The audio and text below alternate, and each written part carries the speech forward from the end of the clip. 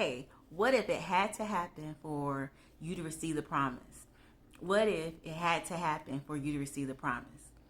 So the betrayal had to happen.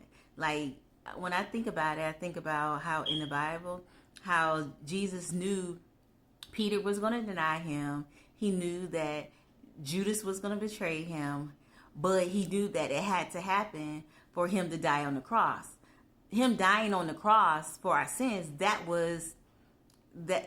that was the promise. That's what he had. That's the process that he had to go through for we to be able to, for him to die for our sins, so that we can gain salvation. So that was the purpose.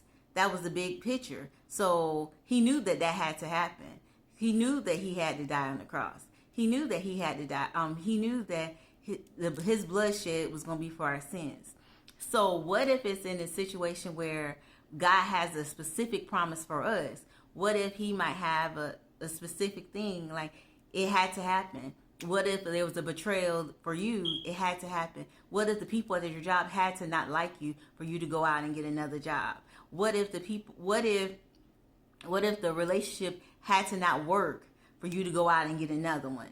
What if what if your old car had to keep having problems for you to go out and get another one? But it had to happen. Even though you knew that God told you, like, okay, like, I got to get, I have a car out there for you, but you're thinking about, like, no, I don't know, you know what I'm saying? But what if it had to happen? What if you have to come out of your comfort zone to get the promise, get what God has for you? Sometimes we be in our own way, and it had to happen so we can receive really what God has for us. So our feelings are minuscule compared to the promise and the purpose that God has for our lives. So he's not worrying about our flesh and our feelings when it comes to his purpose. His purpose, his plan for our lives is much bigger than our flesh and our feelings. So it had to happen. It had to happen so the promise and the purpose could be fulfilled.